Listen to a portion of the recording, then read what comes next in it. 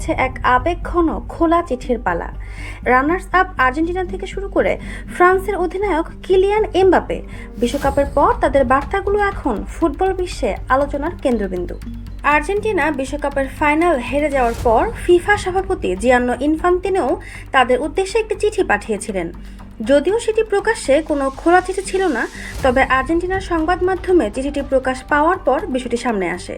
পরবর্তীতে মেইল অনলাইনও নিশ্চিত করে যে চিঠিটি ফিফা সভাপতিরই ছিল।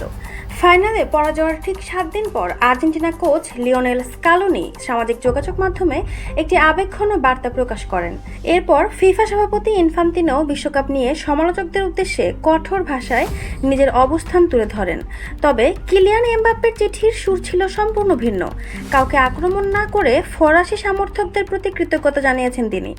পাশাপাশি বিশ্বকাপে ফ্রান্সের পারফরম্যান্স, দলের ব্যর্থতা ও নিজের অনুভূতির কথাও তুলে ধরেছেন। ফরাসি সংবাদ মাধ্যম লেপিকে প্রকাশিত সেই চিঠিতে এমবাপ্পে বলেন, ট্রফি জিততে না পারার কষ্ট সহজে ভুলে যাওয়া সম্ভব নয়, তবে কঠিন সময়েও সমর্থকরা যেভাবে দলের পাশে ছিলেন সেটাই তাদের সবচেয়ে বড় শক্তি। এমবাপ্পে লিখেছেন, বিশ্বকাপের ইতিহাস শুধু মাঠের 11 জন খেলোয়াড় তৈরি করেন না, এর পেছনে থাকে লাখো সমর্থকদের আবেগ ও ভালোবাসা। এবারের বিশ্বকাপে 10 গোল করে গোল্ডেন বুট জিতে নিয়েছেন এমবাপ্পে, কিন্তু বিশ্বকাপের ট্রফি না জেতার আক্ষেপে ব্যক্তিগত এই অর্জনও তার কাছে অনেকটা ম্লান হয়ে গেছে। ফরাসি এই অধিনায়ক বলেন, সর্বোচ্চ গোলদাতার পুরস্কার অবশ্যই গর্বের বিষয়, কিন্তু দলের সঙ্গে বিশ্বকাপ জিততে পারলে সেটি আরও বিশেষ হতো। তার মতে তারা নিজেদের সর্বোচ্চ চেষ্টা করেছে এবং সেই পারফরমেন্স নিয়ে তারা গর্বিত।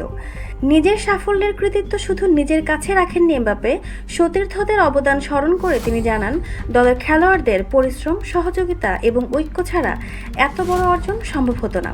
ছোটবেলায় একটি বিশ্বকাপে খেলার স্বপ্ন দেখেছিলেন এমবাপ্পে, কিন্তু এখন পর্যন্ত 3 বার বিশ্বকাপে অংশ নেওয়া, 1 বার শিরোপা জেতা এবং 1 বার অধিনায়ক হিসেবে মাঠে নামার অভিজ্ঞতাকে তিনি জীবনের অন্যতম বড় অর্জন হিসেবে উল্লেখ করেছেন।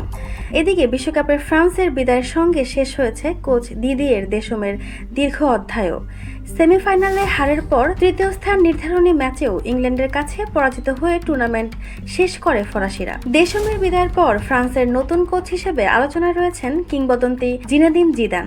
বিদায়ী কোচ ও তার পুরো টিমের প্রতিও কৃতজ্ঞতা জানিয়েছেন এমবাপ্পে। ফরাসি এই অধিনায়ক কোচিং স্টাফ, চিকিৎসক, ট্রেনার, রান্নার দায়িত্বে থাকা কর্মী থেকে শুরু করে পর্দার আড়ালে থাকা প্রত্যেক সদস্যকে ধন্যবাদ জানিয়েছেন, কারণ তাদের সম্মিলিত প্রচেষ্টাতেই একটি বিশ্বকাপ অভিযান সফলভাবে সম্পন্ন হয়।